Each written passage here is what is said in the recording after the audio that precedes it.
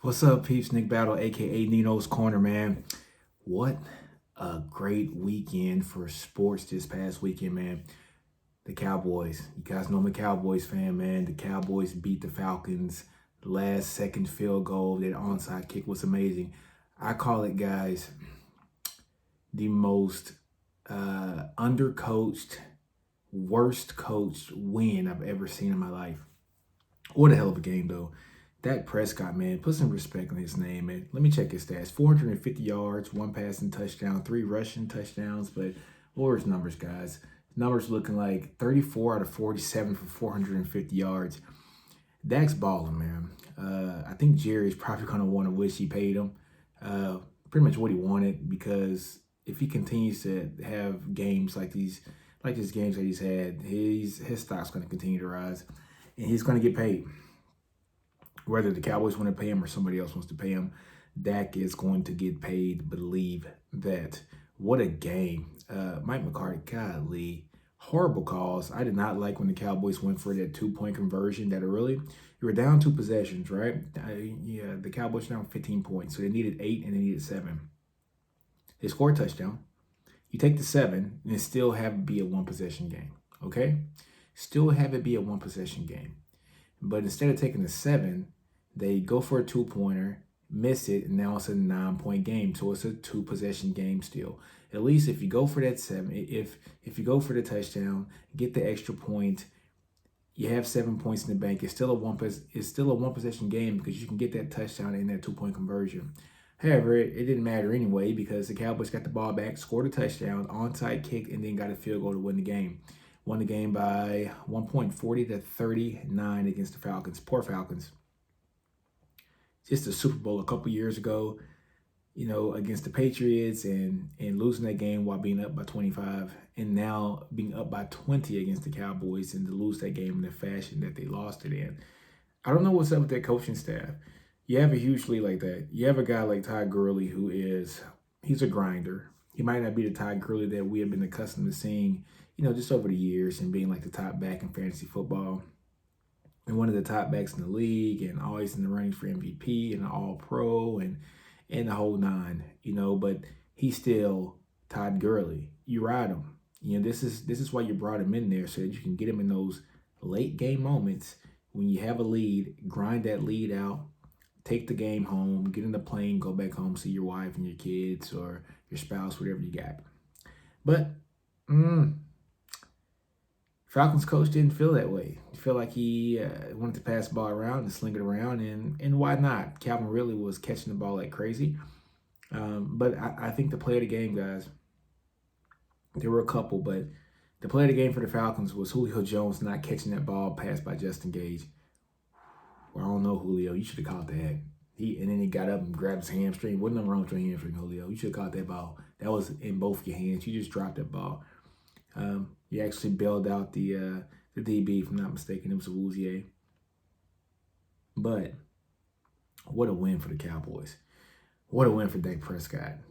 What a win for Dak Prescott. He had receivers dropping the balls. He had no tackles. He was running for his life. Dak balled out. I can't wait till after week 4 to where I can give you guys my NCN stats for the NFL. I do it on a weekly basis for my Texas Longhorns.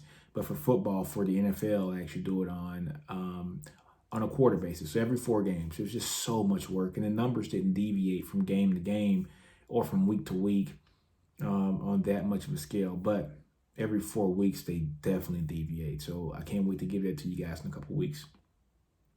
But Cowboys got to do better, man. But they play Seattle coming up here soon, and that's going to be an awesome game. Talking about Seattle. Seattle played the Patriots Sunday night. What a game. For people who thought Cam Newton lost it, shame on you. Cam is still Cam. Cam is still Cam. He's still Cam, man. Dude is a beast. Straight amazing, man. We passed for 400 yards last night. I think that last play where they could have won the game, Josh McDaniel got a little bit too, you kind of knew what was coming. You got too predictable. Very, very predictable. When he lined up and he had a bunch of offensive linemen to one side, brought in an extra fullback, fullback lines over to the left-hand side, and Cam tries to run behind it. The Seahawks sniffed it out and got him. I thought that they should have probably spread out the guys a little bit more, put these wide receivers out a little bit more, keep the defense honest and not so compact in the middle to try to stop Cam. But in all, what a great game. The Patriots got it, guys. The Patriots, I think, won the offseason with Cam. Cam's going to be an amazing asset for their team. I don't think anybody can say that he's not going to be a great asset to that team. Cam just needs to be coached, and now he has probably the greatest coach of all time in the NFL, in Bill Belichick. And you're going to see that they're going to do some wonders with them. I told people last week was a vanilla game plan. They could have beat the Dolphins with backups in that game. They weren't going to put a lot of things on tape. But against Seattle, Cam was zipping that ball, and they should have won that ball. They should have won that ball game. Cam threw that ball to the end zone. Edelman, it went straight through his hands. I mean, yes, it was the fast ball, but you're a wide receiver. Your quarterback throws you a ball that it's only catchable by you. You got to catch that ball, Edelman. However, what a game. What a game. Even though the Seahawks won, I was pulling for the Patriots. I was pulling for Cam. But, hey, you can't complain with a game like that. Now, if we start talking about what went on yesterday, injuries, man. And we're starting to see a bunch of injuries now because there's no preseason. So you have guys that are really not really in game shape. They didn't have those 4 games to get a quarter in, kind of fill it out, get a drive in, get a drive here, play a little bit, make sure that everything's rested and everything.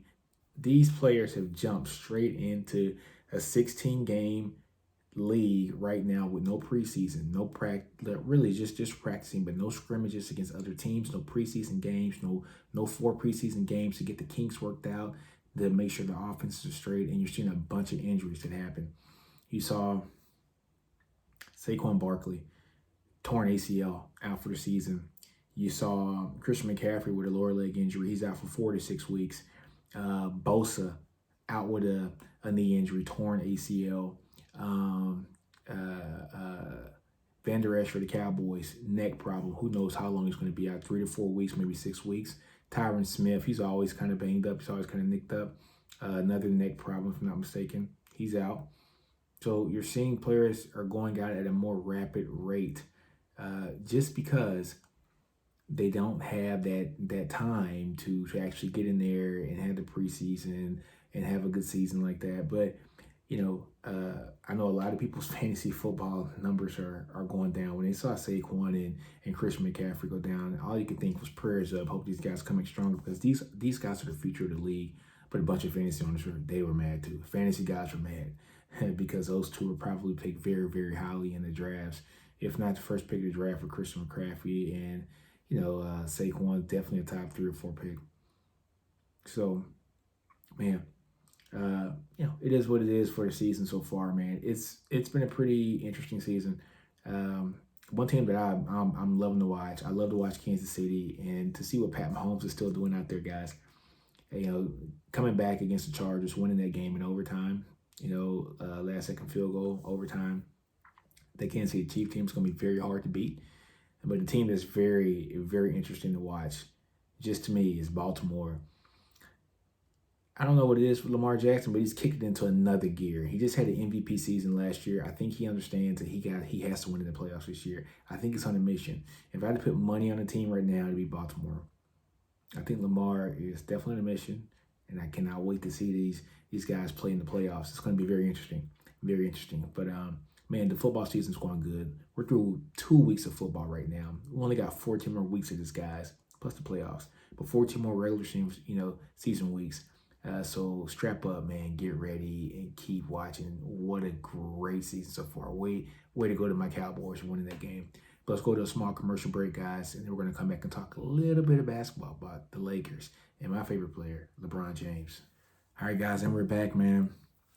Lakers just beat the Nuggets Sunday night, Game 2 of the Western Conference Finals. Lakers were up by 16. Nuggets came back, took the lead by 1 point with like 20 seconds to go. Lakers come, shoot a ball. I think Caruso shot a 3, missed a 3. Danny Green gets the rebound, offensive rebound, goes up for a shot. Murray blocks the shot out of bounds with 3 seconds left on the clock. Rondo has the ball, takes it out of bounds, gets a perfect pass to Anthony Davis. Anthony Davis takes a shot, hits it, three-pointer. Lakers go up by 2 to win the game. And as he's walking off the damn court, all you see is his lips say Kobe, and they had the Mamba jerseys on. What a moment! But take a look back at that play, man. Plumlee, whatever his name is, like Anthony Davis is your guy. I mean, he's just looking like he's double teaming LeBron and pointing at Anthony Davis. Jokic he was guarding Rondo on the inbound pass. So he's jumping up and everything. When Rondo gets the pass over to Anthony Davis, who runs across the court to get that three-point shot, Jokic tries to go back as good as he can, tries to block the shot. Anthony Davis has a wide-open shot, though, makes it. Man, a very good game. What I think about this game, guys, LeBron had a great first half. I mean, he pretty much carried the team in the first half. Anthony Davis did not have a really good first half. And everything turned in the second half. LeBron had a horrible second half. Anthony Davis turned it up. That team's going to be hard to beat. I think Denver's going to be done in, I said 5 games originally. I said 4-1 for the Lakers. But I think it might be a sweep because I think this was the game that they needed to take in order to turn the tide. And I think the Lakers are going to come out in desperation to go get them in a 3-0 situation. And I think they're going to do that tomorrow night. And I expect this series to be over in 4. Now, I thought it was 5, but I expect it to be over in 4. Why did I say that? The Lakers have found a way to put great pressure on Murray, almost like what they did with James Harden. Murray comes up the court, they always put a second person on him, get the ball out of his hands. They'll be willing to leave Grant open. They'll be willing to leave Paul Millsap open. They'll be willing to leave Harris open. They always have one person on Jokic. Murray gets that double team. The Lakers defense is so quick. Their guards, they're small for basically the team is a bunch of 2 guards and 3s, right? With a little Rondo sprinkled in there, right? And of course they got the 2 centers, the 2 7-footers, and Howard and McGee. But when they go to that small ball and they play Rondo at point, they play LeBron at the 3. They play Danny Green at the 2. At the 4, they might go Markieff Morris or Kuzma. Then at the 5, they're going Anthony Davis, who might be 6'10", 6'11". But the thing about Anthony Davis, with him, with him being a point guard in high school, his handles are so great. He almost moves like a small forward. Cat-like reflexes. The dude's amazing. But they put that second person on Murray, so he can't go off on him like he did against Utah. He can't go off on him like he did against the Clippers. I think in game 5 and 6, he kind of went off. Not happening against the Lakers because their defense is so good. That zone defense they got is amazing. So he's always accounted for. Jokic had a baller game, a hell of a game, but it just wasn't enough. I like Jokic's his offense is amazing, but he just doesn't bring it enough on the defensive side for me. And I said this before the first game. You can go back to like 2 prior episodes of this podcast. And I said that I thought the physical presence of the Lakers was just going to be a bit too much for Jokic, and it was after the first game.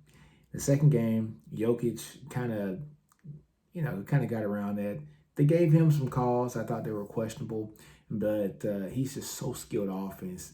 His offense is so skillful that he can overcome a bunch of things, and he did. He had a hell of a game, and I thought he hit the game winner until Anthony Davis came down and hit the game winner, and I think that finished off the Nuggets, guys.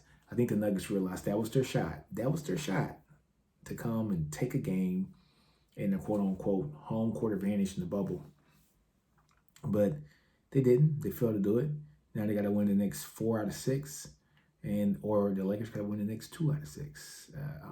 I'm sorry, 2 out of 6, 2 out of 5. Yeah, 2 out of 5. Yeah, 2 out of 5. And they got to win 4 out of 5. All right. God, I can't count today. All right, so my money's on the Lakers in another 2 games. I think they're going to sweep the Nuggets.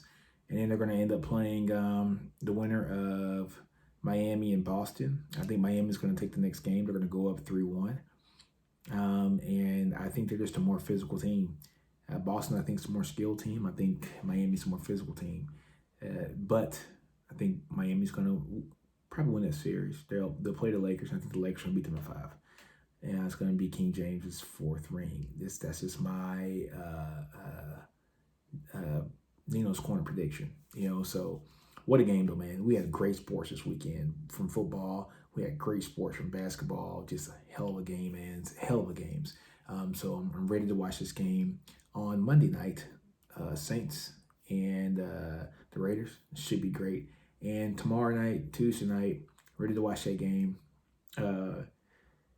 With the Lakers and the Nuggets game 3. I expect the Lakers to come out here and really put a beat down on these boys. So on that note, guys, when I'm out, man, do you. Don't be afraid to fail. See the shirt. Do you. Don't be afraid to fail. Outgrow your environment. Understand your brilliance, man. I'm out. 5,000. Love you guys, man. Out.